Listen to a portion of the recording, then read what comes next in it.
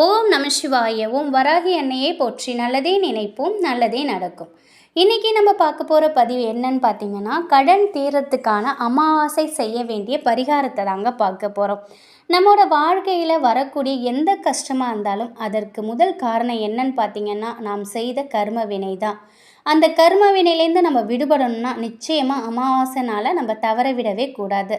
அமாவாசை திதியில் முன்னோர்களுக்கு செய்ய வேண்டிய திதி தர்ப்பண வழிபாடுகளை நம்ம முறையாக செய்திடணும். அதே மாதிரி காகத்திற்கு சாதம் வச்சதுக்கு அப்புறம் தான் வீட்டில் உள்ளவங்க நீங்கள் சாப்பிட ஆரம்பிக்கணும். அமாவாசை அன்னைக்கு முன்னோர் வழிபாடு செய்கிறது நம்முடைய கர்ம வினைகளை குறைக்கும். நாளைய தினம் 10/3/2024 மாசி மாத அமாவாசை திதியில் முன்னோர்கள் வழிபாட்டை நிச்சயம் மறக்காமல் செஞ்சிருங்க. கடன் பிரச்சனை விலகிறதுக்கு ஞாயிற்றுக்கிழமை நாளை மாலை 6 மணிக்கு நீங்கள் இந்த பரிகாரத்தை செய்யணும்.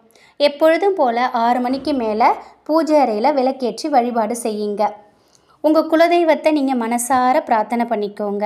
இந்த நேரத்தில் உங்களுடைய வலது உள்ளங்கையில் கொஞ்சம் வெல்லம் எடுத்து வச்சுக்கோங்க. அது நாட்டு சர்க்கரையாக இருக்கலாம், இல்லை வெள்ளை சர்க்கரையாக இருக்கலாம், இல்லைன்னா வெல்லம் கலந்த இனிப்பு பொருட்களாகவும் இருக்கலாம். இதில் ஏதாவது ஒன்றை உங்கள் உள்ளங்கையில் நீங்கள் வச்சுக்கணும். வலது உள்ளங்கையில் நீங்கள் வச்சுக்கிட்டு மனமுருகி நீங்கள் உங்கள் கடன் பிரச்சனை தீரணும், வீட்டில் செல்வ வளம் அதிகரிக்கணும்னு நீங்கள் பிரார்த்தனை பண்ணுங்கள். 6 மணிக்கு இந்த பிரார்த்தனையை நீங்கள் பண்ணணும். இந்த வெல்லத்தை ஒரு சின்ன கிண்ணத்தில் நீங்கள் போட்டு பிரார்த்தனை முடிஞ்சதும் பூஜை அறையில் உங்கள் குலதெய்வத்திற்கு முன்னாடி நீங்கள் வச்சுருங்க. குலதெய்வ படம் இருந்தால் அதுக்கு முன்னாடி வச்சுருங்க. இல்லைனாக்கா ஒரு சொம்பு தண்ணி எப்போதும் குலதெய்வத்துக்கு வைப்பீங்க இல்லையா, அதுக்கு முன்னாடி இந்த கிண்ணத்தை நீங்கள் வச்சுருங்க. நைட்டு தூங்குறதுக்கு முன்னாடி உங்கள் வீட்டு வாசல் கதவை நீங்கள் சாத்துவீங்க. அந்த நேரம் இப்போ நீங்கள் பூஜை அறையில் வச்சுருக்கீங்க இல்லையா வெல்லம், அதை கொண்டு போய் நிலவாசப்படியில் 2 சைடும் நீங்கள் போட்டுடணும்.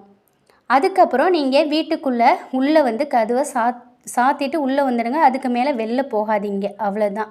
மறுநாள் காலைல ஏஞ்சதும் கோலம் போட ஏந்திருப்பீங்க இல்லையா, அப்போ நீங்கள் போட்ட இனிப்பை எறும்புகள் சாப்பிட்ருக்கும். அந்த எறும்பு அந்த வெல்லத்தை சாப்பிட்டுடுச்சுனாலே உங்களுடைய கர்ம வினைகள் அனைத்துமே தீந்துடுச்சுன்னு தான் அர்த்தம்.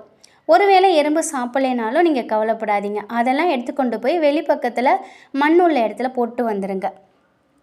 நாளைய தினம் கண்டிப்பாக உங்கள் ஊரில் பக்கத்தில் இருக்கக்கூடிய ஏதாவது ஒரு கோவிலுக்கு போயிட்டு வாங்க.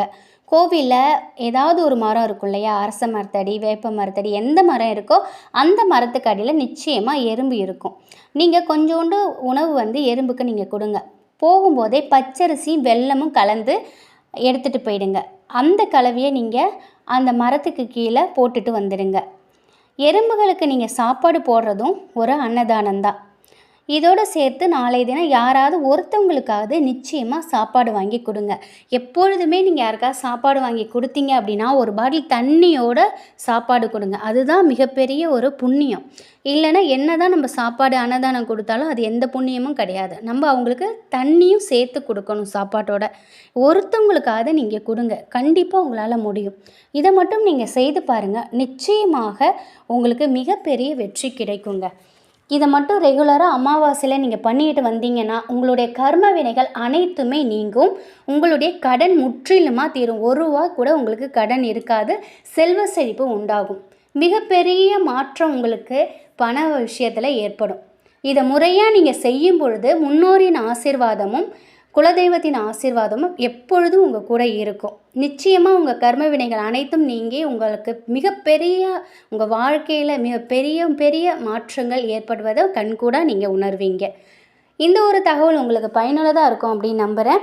வராகி அன்னையின் அருளோடு எப்பொழுதும் உங்கள் வீட்டில் செல்வ செழிப்பும் ஆரோக்கியமும் நிலைத்திருக்கட்டும். நன்றி.